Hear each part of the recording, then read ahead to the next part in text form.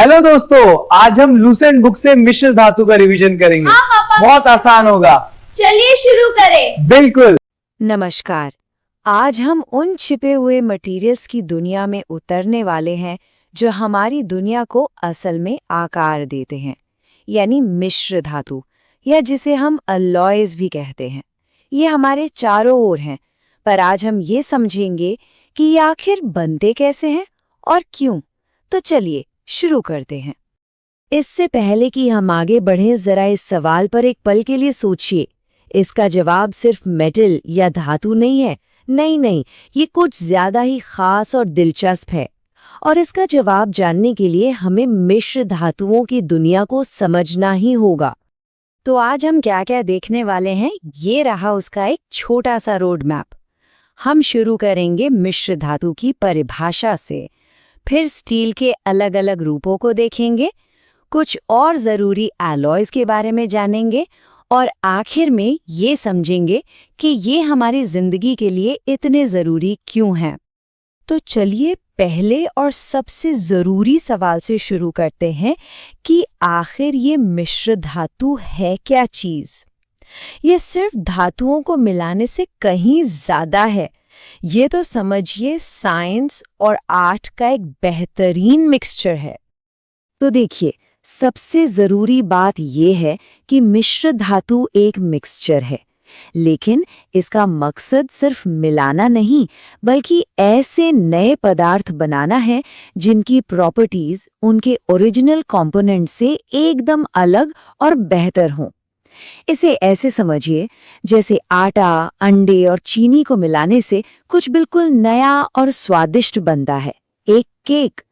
मिश्र धातु भी कुछ ऐसे ही हैं, जो धातुओं को ज्यादा मजबूत, कठोर या फिर जंग प्रतिरोधी बना देते हैं।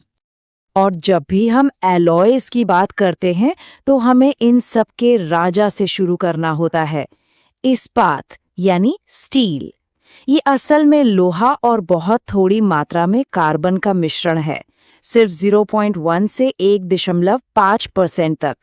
सुनने में ये भले ही बहुत कम लगे, लेकिन कार्बन का ये छोटा सा हिस्सा एक जादुई चीज की तरह काम करता है, जो लोहे को बदलकर अनगिनत दूसरे स्पेशल एलॉयज का आधार बन जाता है। तो अब हम देखेंगे कि कैसे बेसिक स्टील में अलग अलग चीजें मिला के हम पूरी तरह से नए गुणों वाले मटेरियल्स की एक पूरी फैमिली बना सकते हैं। ये केमिस्ट्री का असली कमाल है।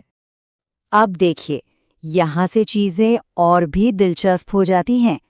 स्टेनलेस स्टील को ही लीजिए, जिसे हम सब अपनी रसोई से जानते हैं। इसमें क्रोमियम और निकेल मिलाने से इसकी सतह पर एक तरह का अदृश्य सुरक्षा कवच बन जाता है, जो इसे जंग लगने से बचाता है। वहीं दूसरी तरफ टंगस्टन स्टील है। टंगस्टन गर्मी को मात देने के लिए जाना जाता है, इसलिए ये स्टील तेज गर्मी में भी अपनी हार्डनेस नहीं खोता। यही वजह है कि ये कठोर चीजों में ड्रिल करने वाले औजारों के लिए एकदम परफेक्ट है। और ये सिलसिला तो जारी है। सिलिकॉन इस्पात को देखिए। सिलिकॉन मिलाने से इसमें खास मैग्नेटिक प्रॉपर्टीज आ जाती हैं, जो इसे ट्रांसफार्मर और इलेक्ट्रोमैग्नेट के लिए ज़रूरी बनाती हैं। और कोबाल्ट स्टील, कोबाल्ट इसे एक सुपर पावर वाले परमानेंट मैग्नेट में बदल देता है। कमाल है ना? कैसे सिर्फ एक तत्व मिलाने से किसी धातु का मकसद ही पूरी तरह बदल जाता है। स्टील फैमिली के हमारे आखिरी सदस्य हैं मैंगनीज और निकेल इस्पात। मैंगनीज स्टील अपनी बेजोड़ मजबूती के लिए जाना जाता है।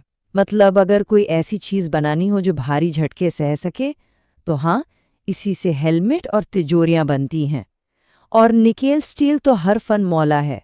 इसमें कितना निकेल मिलाते हैं इस पर निर्भर करता है कि इससे वैज्ञानिक उपकरणों से लेकर लाइट बल्ब तक कुछ भी बनाया जा सकता है। हमने स्टील के बारे में तो बहुत कुछ जान लिया, लेकिन अलॉयज की दुनिया इससे कहीं ज्यादा बड़ी है। अब हम कुछ और जरूरी मिश्र धातुओं पर नजर डालेंगे जिनका सामना हम रोजाना करते हैं। अब जरा तांबे को देखिए। सिर्फ एक धातु यानी कॉपर को लेकर हम कितनी चीजें बना सकते हैं। इसे जिंक के साथ मिलाएं तो पीतल बनता है।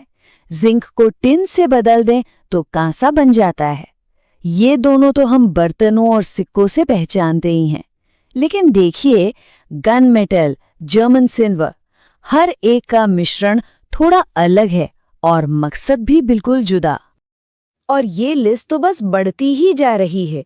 रोल्ड गोल्ड का इस्तेमाल सस्ते गहनों के लिए होता है, वहीं ड्यूरालुमिन, जो एक हल्का लेकिन मजबूत एल्यूमिनियम अलॉय है, हवाई जहाज बनाने के लिए जरूरी है। आखिर कोई नहीं चाहेगा कि हवाई जहाज जरूरत से ज्यादा भारी हो। और टांका यानी सोलर, जिसका गलनांक कम होता है, उसके बिना तो हमारे इलेक्ट्रॉनिक गैजेट्स काम ही नहीं कर सकते। तो अब जब हमने कई एलॉयज को देख लिया है, तो चलिए इस विषय से जुड़े कुछ खास शब्दों और प्रकारों को भी फटाफट समझ लेते हैं। एनीलिंग एक बहुत ही जरूरी प्रक्रिया है। कभी कभी स्टील इतना ज्यादा कठोर होता है कि उसे आकार देना या उस पर काम करना मुश्किल हो जाता है।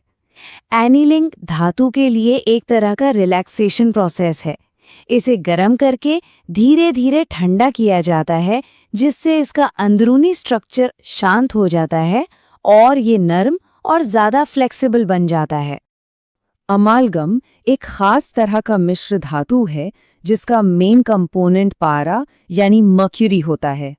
ये कई धातुओं के साथ मिल जाता है, लेकिन जो बात दिलचस्प है वो ये है कि कौन सी धातुएं इसके साथ नहीं मिलती, जैसे लोहा, प्लैटिनम और टंगस्टन। ये एक बहुत काम की जानकारी है, जिसे केमिस्ट्री और इंजीनियरिंग में हमेशा याद रखा जाता है। और आखिर में ये है कुछ सुपर स्पेशल मिश्र धातु जो खास समस्याओं का हल है। कुछ बुलेट प्रूफ चाहिए तो जिरकोनियम स्टील है। एक ऐसी स्प्रिंग चाहिए जिसे हजारों बार मोड़ने पर भी ना टूटे, उसके लिए कॉपर बेरिलियम है। और जब हर एक ग्राम वजन कीमती हो, जैसे हवाई जहाज बनाने में, तो हल्का मैग्नीशियम एल्यूमिनियम अलॉय ही काम आता है। तो हमने बहुत सारे नाम और नंबर देखे, लेकिन बड़ा सवाल ये है, ये सब इतना जरूरी क्यों है? आइए इन सभी जानकारियों को एक साथ जोड़कर देखते हैं। तो देखिए, सबसे जरूरी बात ये है, मिश्र धातु हमें अपनी जरूरतों के हिसाब से मटेरियल्स को डिजाइन करने की शक्ति देते हैं। प्रकृति हमें जो देती है, सिर्फ उसी का इस्तेमाल करने के बजाय हम उसे अपनी मर्जी से बदल सकते हैं।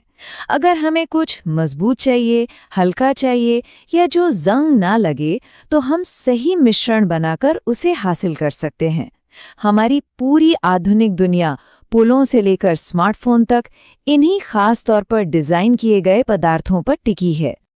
तो अगली बार जब कोई स्टेनलेस स्टील का चम्मच उठाए, एक सिक्के को देखिए या एक हवाई जहाज को उड़ते हुए देखें, तो हमारे शुरुआती सवाल को याद कीजिएगा। उनमें क्या समानता है? वो सिर्फ धातु नहीं है, वे मिश्र धातु के शानदार विज्ञान का नतीजा है। ये सचमुच हमारे चारों ओर मौजूद हैं।